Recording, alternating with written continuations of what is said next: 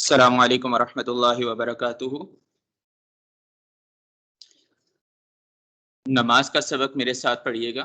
اللہ اکبر،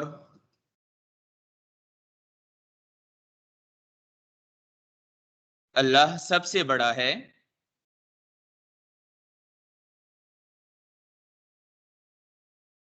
سبحان ربی العظیم،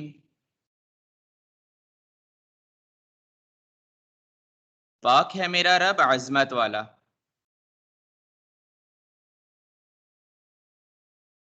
سبحان ربی العظیم،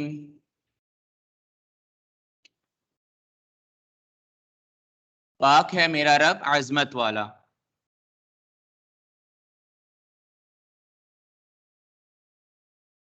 سبحان ربی العظیم،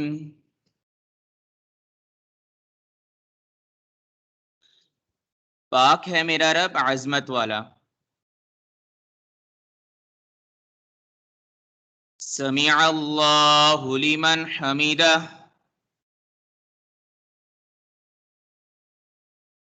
اللہ نے اس کی سن لی جس نے اس کی تعریف کی۔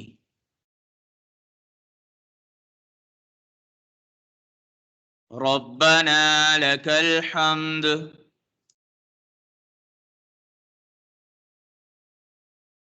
اے ہمارے رب تمام تعریف تیرے لیے ہے۔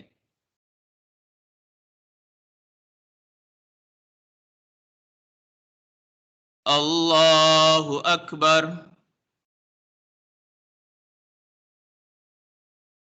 اللہ سب سے بڑا ہے۔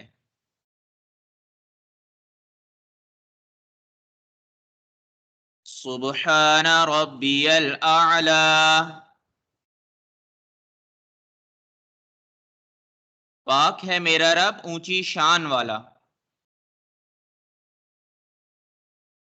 سبحان ربی الاعلی، پاک ہے میرا رب اونچی شان والا۔ سبحان ربی الاعلی،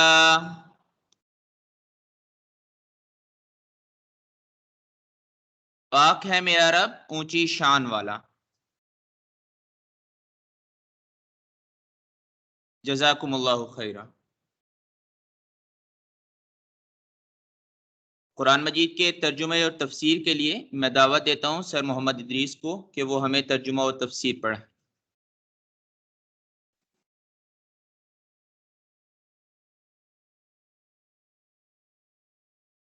السلام علیکم ورحمۃ اللہ وبرکاتہ۔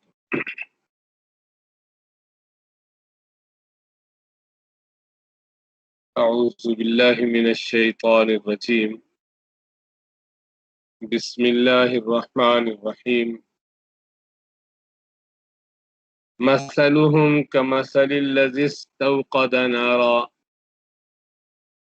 فلما أضاءت ما حوله ذهب الله بنورهم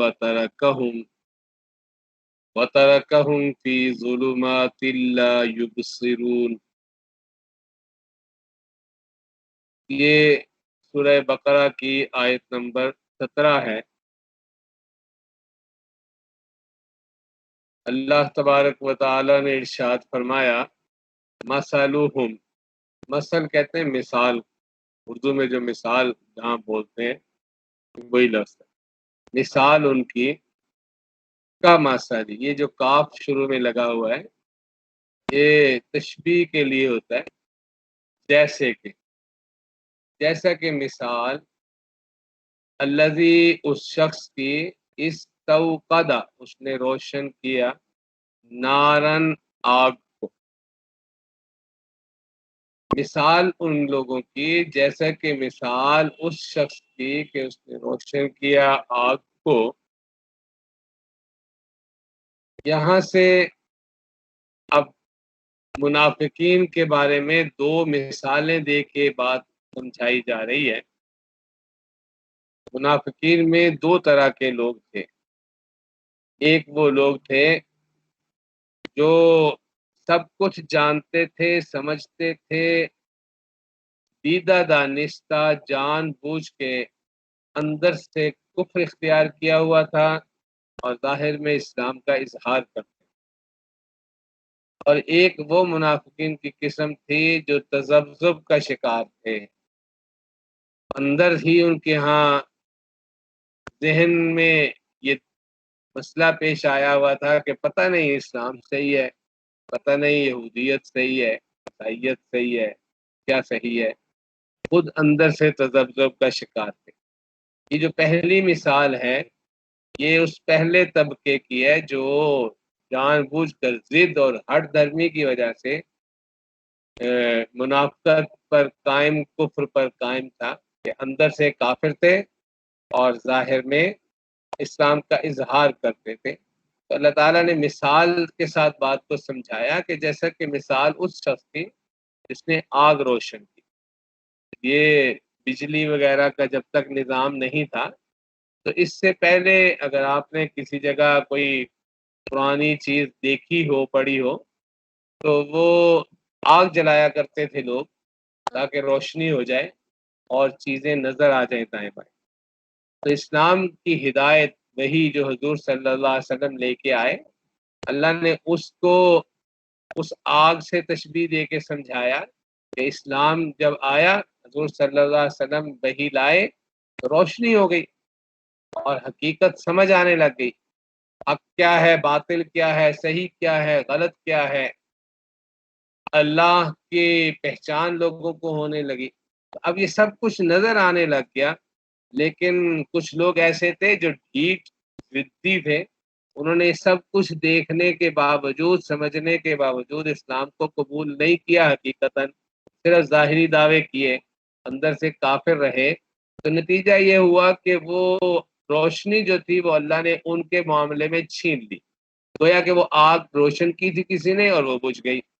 فلما اضاءت ما حولہ، تو جب روشن کر دیا، ماحول اردو میں بھی بولتے ہیں نا، اور حولہ کہتے ہیں ارد گرد کو، ما حولہ جو اس کے ارد گرد ہے، یعنی اس آگ جو روشن ہوئی تو اس نے جب اس آگ نے روشن کر دیا اپنے ارد گرد کو، سب کو، تو ذہب اللہ، لے گیا اللہ، بنورہم ان کے نور کو، ان کی ضد اور ہٹ درمی کی وجہ سے وہ جو روشنی ہوئی تھی وہ ان سے چھین لی گئی۔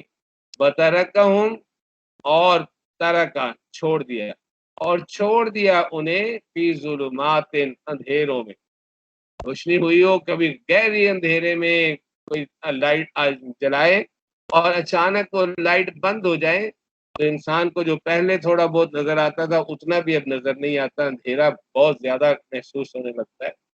انہوں نے جب ضد اور ہٹ دھرمی کی، اسلام کو، حقانیت کو دیکھ کے، واضح دلائل کو دیکھ کے بھی اسلام کو قبول نہیں کیا، تو ان کے لیے اللہ نے اس روشنی کو چھین لیا اور انہیں گویا کہ ایسے کر دیا کہ جیسے روشنی بجھ گئی ہو اور ان کو چھوڑ دیا گیا اندھیروں میں، لا یبصرون، نہیں دیکھتے، یعنی اب کچھ سجھائی نہیں دیتا کدھر جانا ہے۔ اب ان کی حالت کیا ہو گئی؟ اللہ نے فرمایا صم بکم عمی فہم لا یرجعون، یہ بہرے ہیں،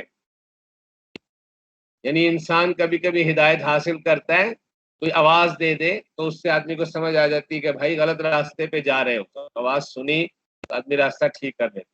دوسرا طریقہ یہ ہوتا ہے کہ انسان کو کوئی پریشانی ہو تو منہ سے بول کے کسی سے مدد مانگ لے، مجھے سمجھاؤ بھائی، یہ میری بات سمجھ نہیں آ رہی ہے، تو یہ گنگے ہو گئے ہیں گویا کے۔ عمیون، تیسرا طریقہ یہ ہوتا ہے کہ آنکھوں سے دیکھتا ہے آدمی کے آگے گڑھا ہے تو اس سے بچ جاتا ہے، تو اندھے بھی ہیں، یہ صلاحیتیں ہی ختم ہو گئی۔ اب جب اللہ تعالیٰ نے وہ روشنی چھینی ان کی ضد اور ہٹ دھرمی کے بعد، اب حالت یہ ہو گئی ہے کہ گویا گنگے بہرے اندھے ہیں۔ یہ مطلب نہیں ہے کہ حقیقت انہوں نے نظر نہیں آتا تھا یا سنتا نہیں تھا، مطلب یہ ہے کہ وہ حق بات سننے کے لیے اب تیار نہیں ہے، حق بات کو دیکھنے کے لیے تیار نہیں ہے، اور منہ سے حق بات کہنے کے لیے یا اپنی الجھن، اپنا سوال کسی کے سامنے پیش کرنے کے لیے تیار نہیں ہے۔ ایسا شخص پھر کہاں سے ہدایت حاصل کرے گا؟ فرمایا بہرے ہیں، گنگے ہیں، اندھے ہیں، ہم لا یرجعون، تو وہ لا یرجعون، نہیں لوٹیں گے، اب یہ واپس جس جگہ پہ چل پڑے ہیں نا گمراہی کے، اب ان کی واپسی کی کوئی امکانات نہیں ہے، یہ واپس نہیں آئیں گے۔ اللہ تعالیٰ ایسی ضد اور ہٹدرمی سے انسان کو محفوظ رکھے۔ اللہ تعالیٰ ہم سب کو صحیح راہ پر عمل کرنے کی توفیق عنایت فرمائے۔ السلام علیکم ورحمۃ اللہ وبرکاتہ۔ میں مصبیہ